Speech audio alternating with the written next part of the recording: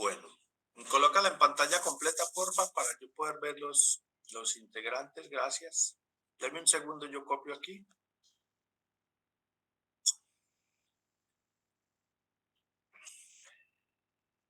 Ginel Marcela Arcos.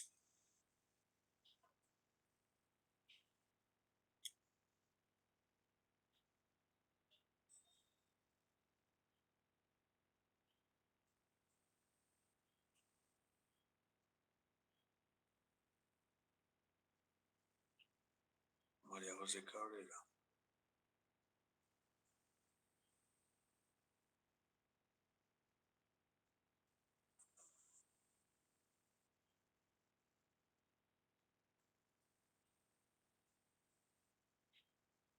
Diana Alexandra Delgado.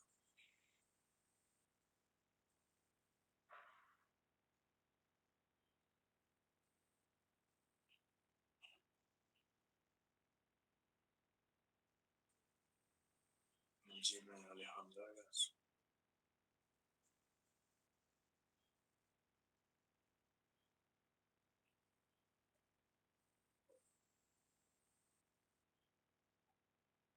Sofía Orozco.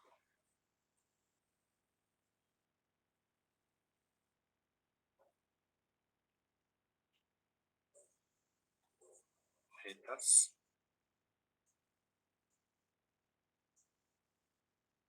Paula Valentina Torres.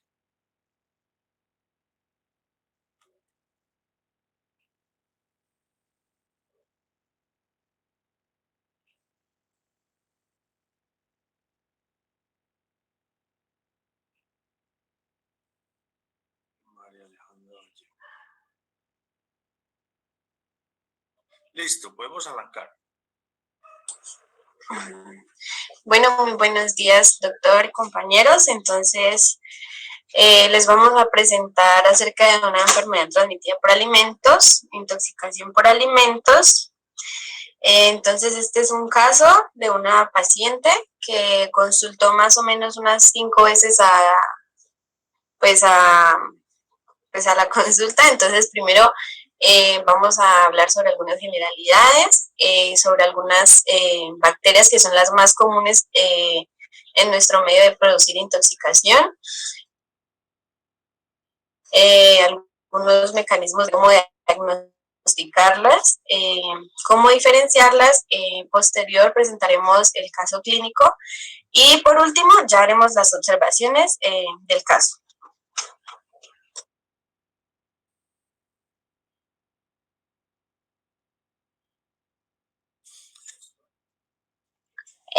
Bueno, generalidades de las enfermedades transmitidas por alimentos o también las ETA.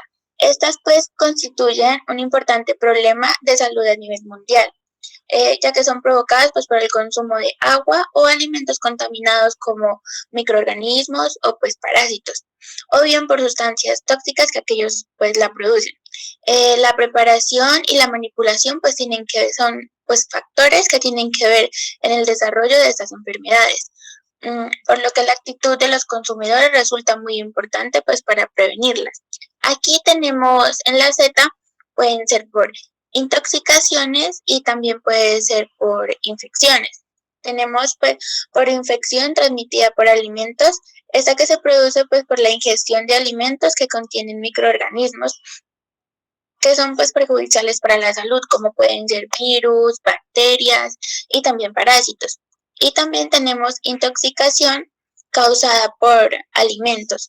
Esto pues se produce por la ingestión de toxinas o venenos que se encuentran presentes en el alimento ingerido y que han sido producidas por hongos o bacterias, aunque estos ya no se hallen en el alimento en sí. También tenemos algunos grupos vulnerables que son niños, ancianos y mujeres embarazadas, que estos pues presentan una alta resistencia a las enfermedades que son especialmente vulnerables.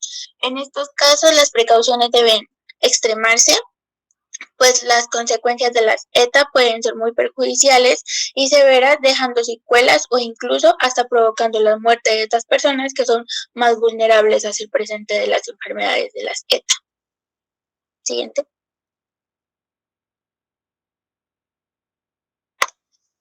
Bueno, a continuación pueden ver algunas bacterias principales que producen intoxicación por alimentos, pero entonces no haré tanto énfasis, ya que hay algunos compañeros que ya hablaron o van a hablar seguramente de estas bacterias.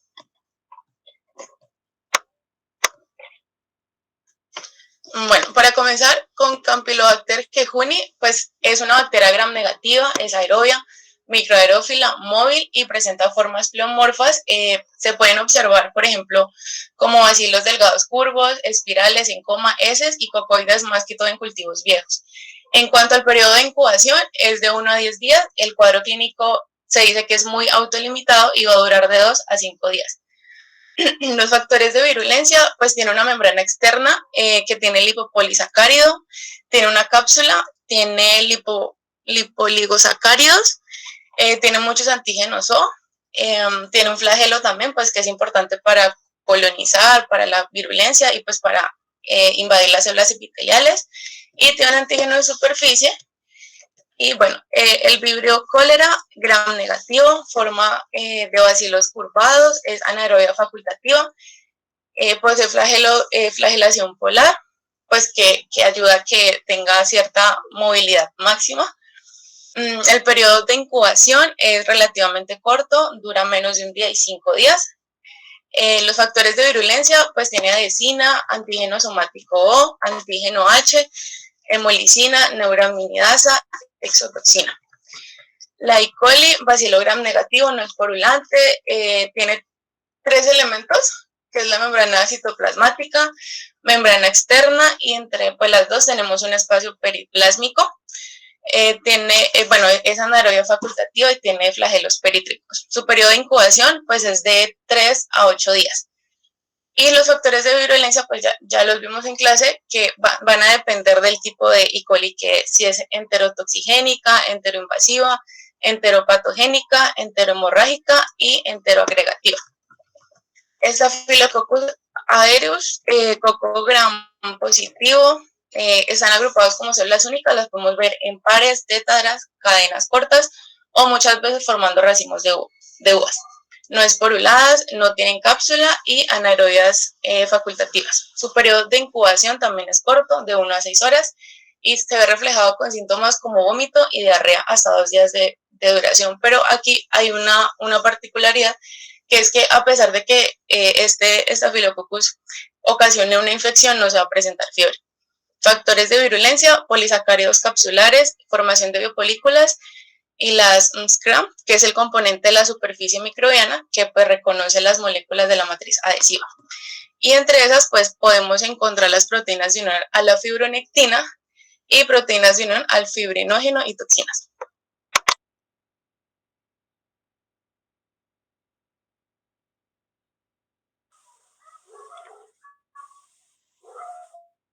Bueno, también tenemos la salmonela, pues que es una bacteria gram negativa de la familia de las enterobacterias, que es flagelada y tiene una forma bacilar.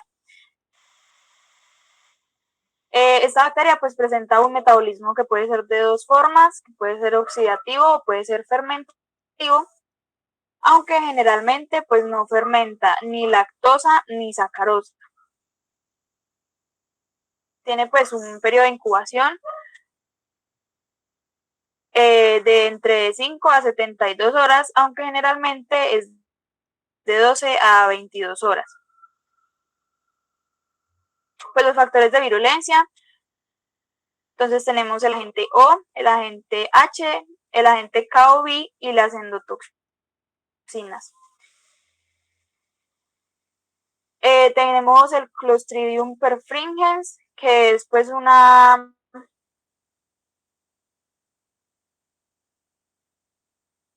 bacteria con una forma rectangular, que en sus extremos pues puede terminar de una forma redondeada o más bien pues como recta.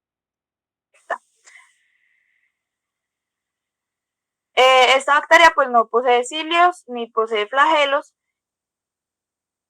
Sin embargo, puede ser pues muy patógena para el hombre, causando pues un gran daño tisular que puede llevar pues hasta la muerte. Su periodo de incubación pues está entre las 7 y 15 horas. Y sus agentes, sus factores de virulencia son algunas toxinas que se encuentran en un grupo de las toxinas alfa hasta las D, hasta las UV. Tenemos las enterotoxinas, una hemolicina y una neuraminidasa, pues que son los que le van a dar pues como su patogenicidad. Tenemos el Clostridium botulinum, que es un bacilo gram positivo que puede producir esporulación, es móvil y tiene acciones proteolíticas y lipolíticas. Su periodo de incubación pues va a ser de 18 a 36 horas o hasta una semana o más. Su factor de virulencia es la neurotoxina pues botulínica, que lo que va a hacer esta es que va a interferir pues como en las señales del sistema nervioso autónomo, inhibiendo la liberación de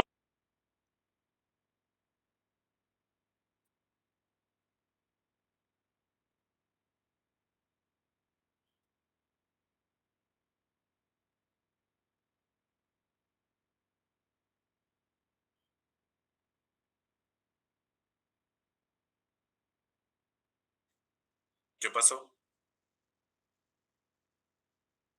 Bajo bueno, tenemos la silenciada. Shigella, que ya es como la última bacteria, que tienen pues una forma basilar, no esporulada y es inmóvil, y pues no va a producir ni gas ni sulfuro de hidrógeno, y no va a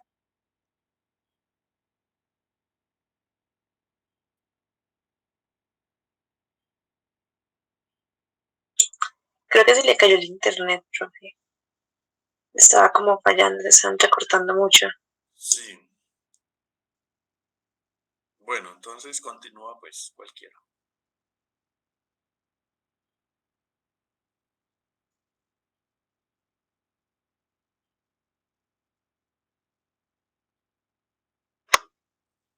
Bueno, en cuanto a la Shigella, pues es una bacteria de forma basilar, no esporuladas y es inmóvil. Y el periodo de incubación normalmente va de 1 a 3 días, puede variar desde 12 horas hasta una semana, como por ejemplo en la Shigella disentería de tipo 1. Los factores de virulencia no poseen ni cápsula ni flagelos, tienen serogrupos de acuerdo al antígeno O, como por ejemplo en la Shigella disenteriae, Shigella flexneri, Shigella boydii o Shigella sonnei. Tiene adhesinas como por ejemplo en Shigella flexneri y además tiene plásmidos.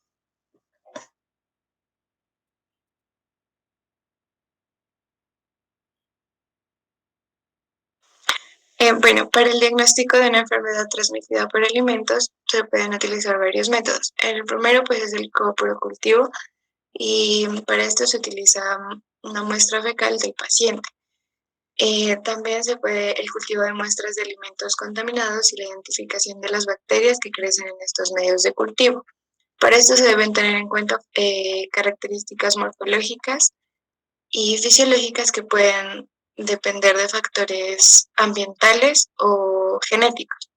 Este método tiene dos desventajas.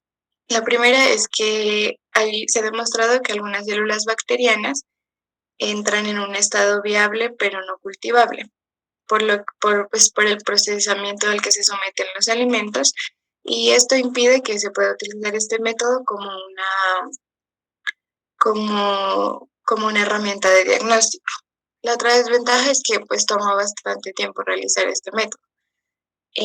Por eso se han desarrollado otros tipos de identificación y tipificación de bacterias, como la PCR, que es la reacción en cadena de la polimerasa, que consiste en la amplificación selectiva de una secuencia blanca. El éxito de la implementación de este método depende pues de varios factores, pero entre ellos la elección correcta de la secuencia blanca, porque es la que nos va a permitir identificar el microorganismo de interés. Las regiones genómicas que más se utilizan son las relacionadas con los genes que codifican para toxinas y también para proteínas antigénicas específicas. Por ejemplo, en E. coli, las secuencias blanco que se utilizan son los genes que codifican para las dos variantes de la toxina Shiga. En cuanto al diagnóstico clínico epidemiológico, este consiste en asociar los datos recogidos tanto en el interrogatorio como en el examen físico. Y pues aquí tenemos en cuenta el periodo de incubación, el alimento consumido y los síntomas.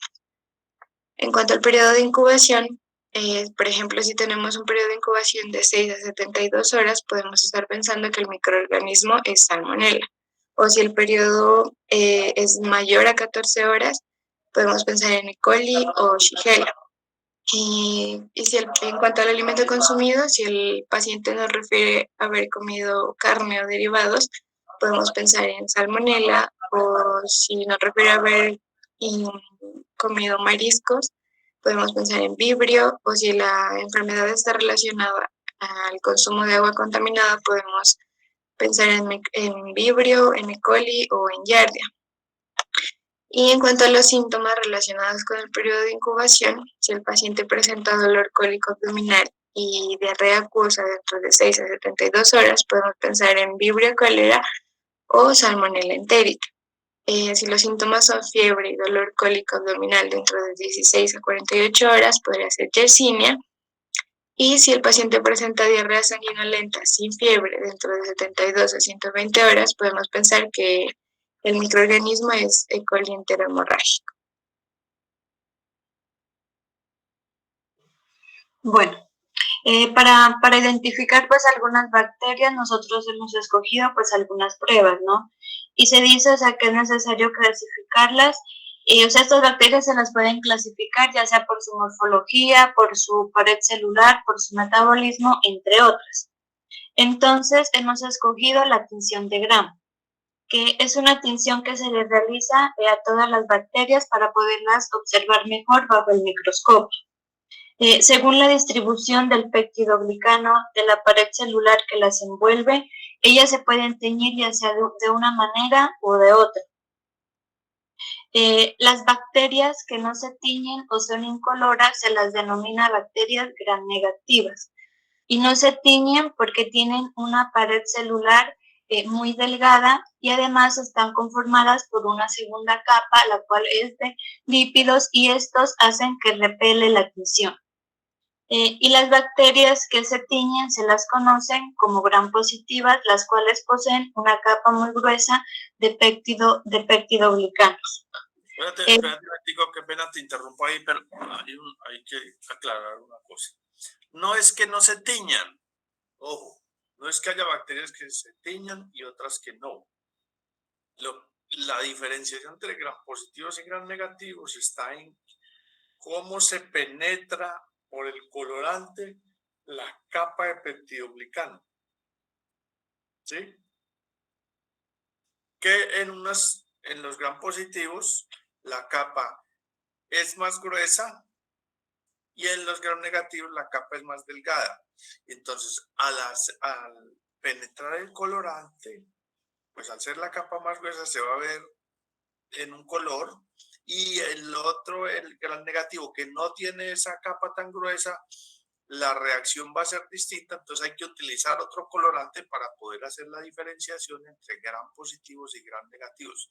Pero no es que haya bacterias que se tiñan y otras que no. Ojo con eso. Es que unas absorben un colorante y otras absorben otro colorante para poder hacer la diferenciación, que los gram negativos se ven de color rosado y los gram positivos se ven de color azul o morado. ¿Sí? Bueno, adelante. De igual manera, hemos escogido pues algunas pruebas químicas, las cuales se basan principalmente en las propiedades metabólicas de cada bacteria. Entonces, la prueba de catalasa se la utiliza para demostrar la presencia de la enzima catalasa mediante la descomposición del peróxido de hidrógeno en oxígeno y agua. Si se observa que hay un burbujeo, se dice que la prueba es positiva, y si no se lo observa, la prueba es negativa. La prueba de citrato. Esta prueba se dice que es esa para como darnos cuenta de la capacidad que tiene la bacteria de utilizar el citrato como única fuente de carbono e iones de amonio como única fuente de nitrógeno. La prueba es positiva cuando observamos un color azul oscuro y es negativa cuando observamos un color verde. La prueba de ureasa se utiliza para identificar bacterias que son capaces de hidrolizar la urea, utilizando la enzima ureasa. Si cambia de color amarillo a rosa, la prueba es positiva, y si no cambia, la prueba es negativa. Y el rojo de metileno. Este es un indicador de pH que permite determinar la formación de ácidos grasos, de ácidos orgánicos que se producen mediante la fermentación de un carbono. Es positiva cuando se da el desarrollo de un color rojo y es negativa en un color cuando se da color naranja.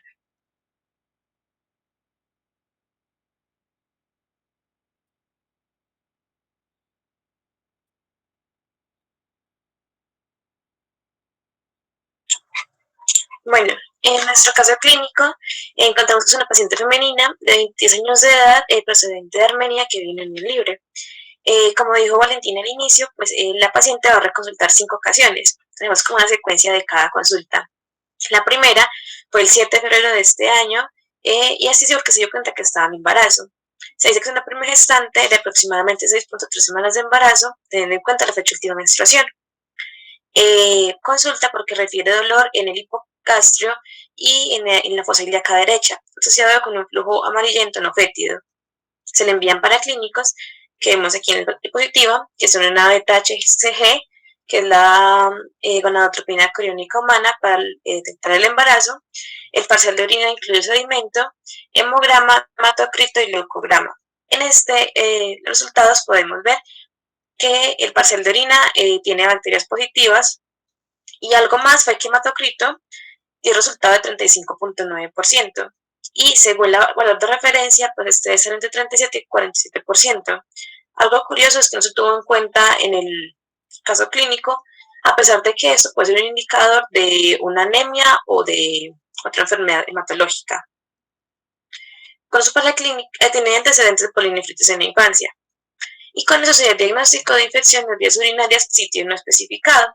Se le envió medicamento iostina inyectable de 20 miligramos por mililitro y cefalexina de 30 tabletas de 500 miligramos para cada 8 horas.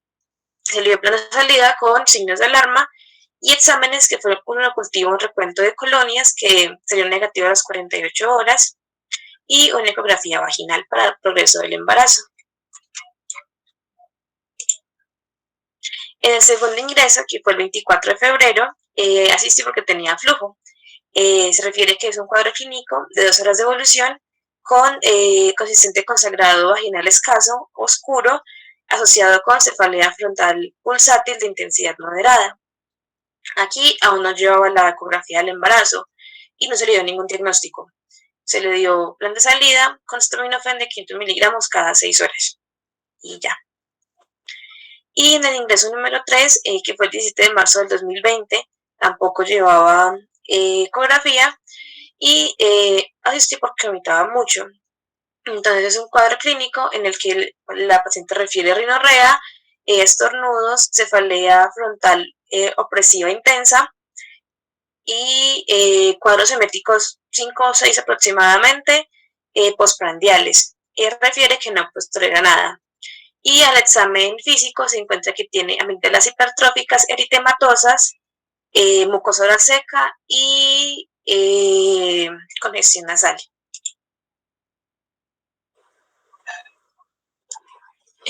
Bueno, entonces también se le mandaron algunas pruebas de laboratorio, el antígeno de superficie para la hepatitis B que fue pues negativo, y IgG para rubeola e IgM para rubeola. Entonces, la IgG salió positivo, lo que quiere decir que ella tenía pues inmunidad, glicemia de 70, que estaba en los valores normales, hemoglobina en valores normales, hematocrito también en valores normales, IgG de toxo y IgM de toxo que fueron negativos, un urocultivo negativo y la prueba de VIH negativa. Entonces, el diagnóstico pues eran los vómitos normales del embarazo, entonces se le mandaron medicamentos como la dipirona para el dolor, metoclopramida y ranitidina, entonces para las náuseas y el vómito. Y pues algo curioso de este caso es que le formularon la ranitidina a pesar de sus contraindicaciones, pero esto ya lo hablaremos un poco más adelante. La siguiente, por favor. Luego volvió a ingresar el 25 de julio de 2020, manifestaba que ya no sentía el bebé, que no sentía que se movía, pero entonces se le realizó pues el examen físico, se tomó la frecuencia cardíaca del feto y todo salió normal, entonces simplemente se le dio salida. Y la última vez que consultó fue el 7 de septiembre de 2020, refería que vomitaba mucho, que había estado en una especie de reunión y que otras personas que habían estado ahí tenían los mismos síntomas que ella. Entonces, se le mandaron pues unos exámenes como el cuadro hemático, hematocrito, leucograma. El cuadro hemático pues salió normal, el recuento de eritrocitos, el hematocrito también salió normal, y en el leucograma lo que estaba alterado eran los linfocitos, estaban pues un poco aumentados. Entonces, pues se diagnosticó que era una intoxicación por alimentos, probablemente de origen bacteriano. Entonces se le mandaron simplemente medicamentos como lactato de Ringel para reponer electrolitos.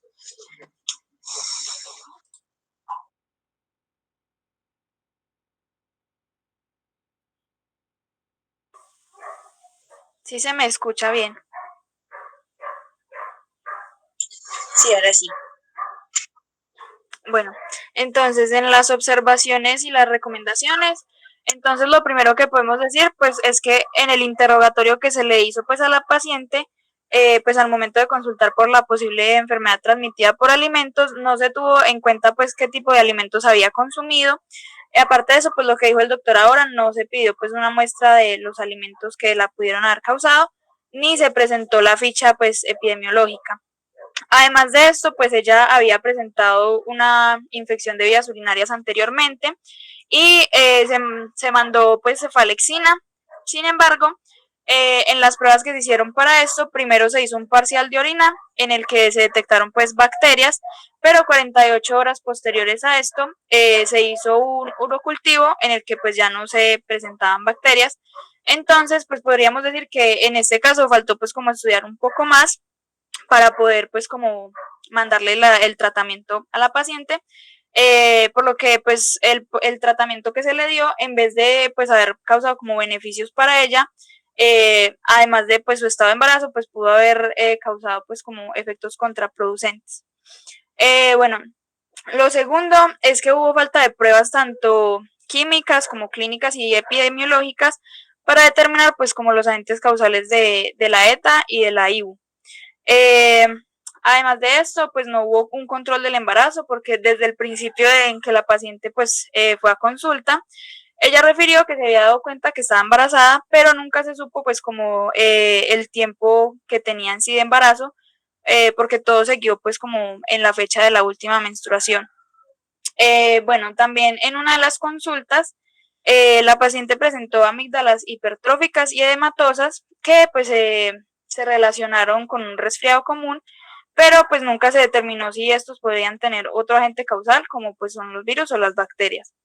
Y además, en esta ocasión, pues se incluyó un tratamiento con ranitidina, que como sabemos ya, pues fue retirada del mercado recientemente, pues por sus efectos, pues, daños para la salud. Bueno, además también hubo pues falta de seguimiento tanto en la infección de vías urinarias como en la enfermedad transmitida por alimentos, que pues es muy necesaria en las embarazadas sobre todo. Ya, eso sería todo.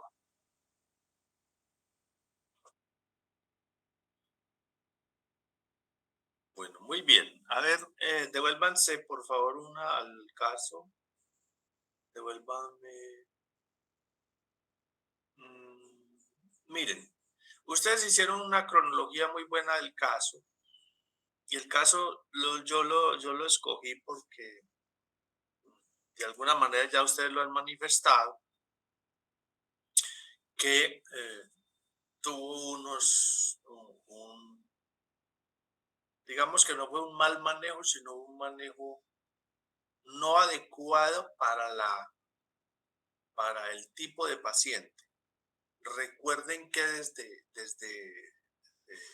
el ministerio existe una guía que se llama un programa, inclusive creo que hay una política nacional de la protección del binomio madre-hijo. Entonces, si yo desconozco cómo se maneja el control prenatal para el caso de esta pobre muchacha embarazada, mire, todo lo que fue, tengo flujo, tengo vómito, tengo posiblemente una infección de vías urinarias. Entonces, todo lo que ella manifestó, el médico fue actuando de una manera, digámoslo así, precipitada y abordado el paciente en la expresión del paciente, más no en un análisis complementario que permitiera confirmar lo que está diciendo la paciente. Cuando dijo que tenía infección urinaria, encontraron no sé cuántas cruces de bacterias, se encontraron en el reporte del parcial de orina. Inmediatamente asumieron que ya era una infección de vías urinarias, no identificaron cuál era el antibiótico que le servía y le iniciaron tratamiento. No sé si tuvieron en cuenta el antibiótico que le dieron con relación al trimestre de embarazo en el cual se encontraba la paciente.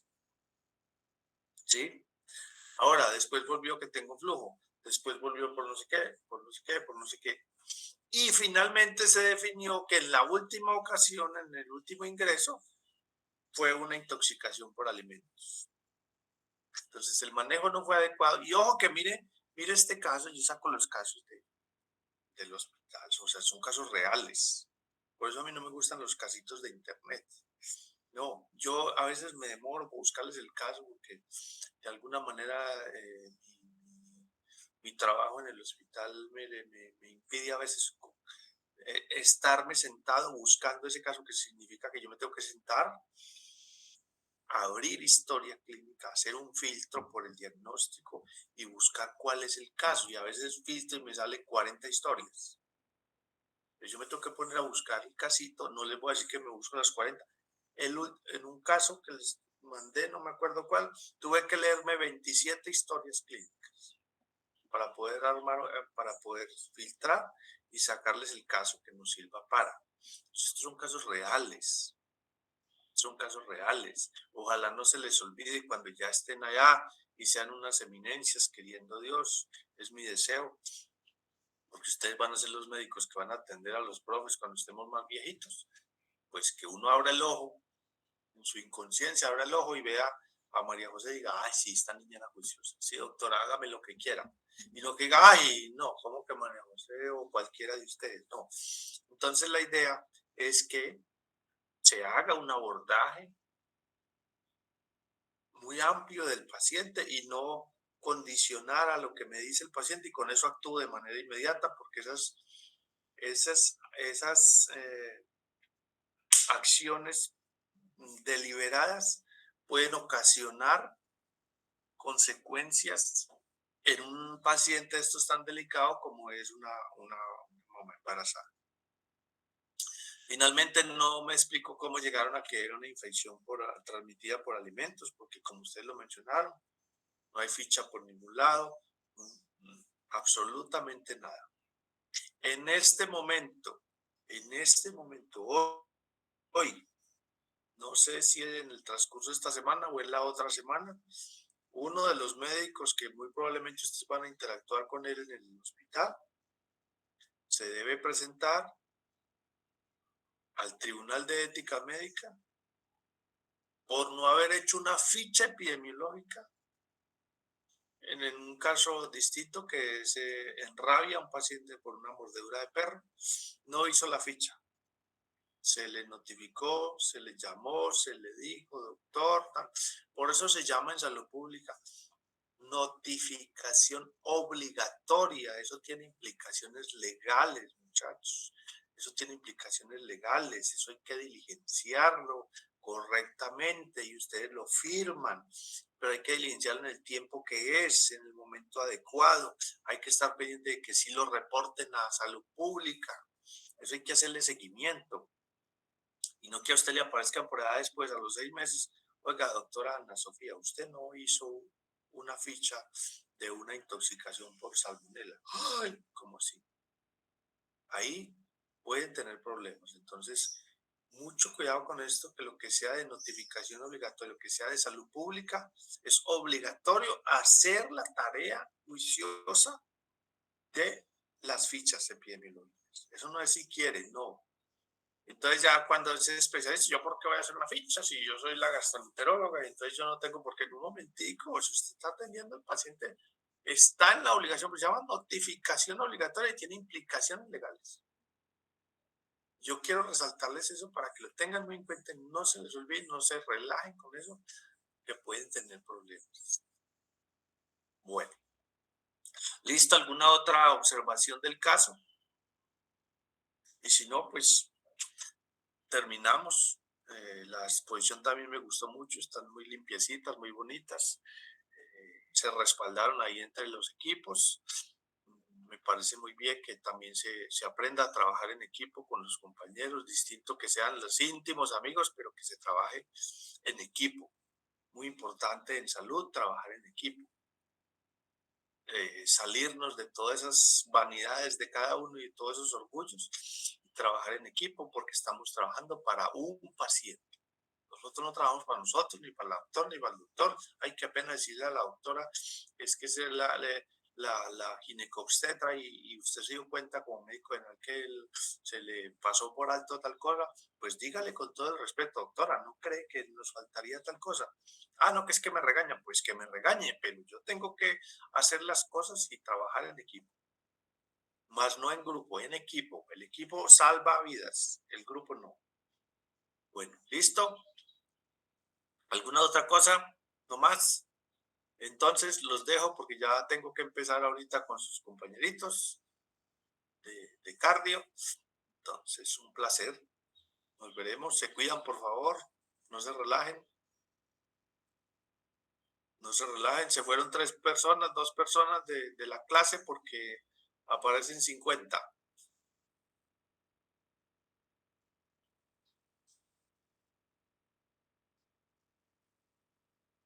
Que estén muy bien. Muy buen día para todos.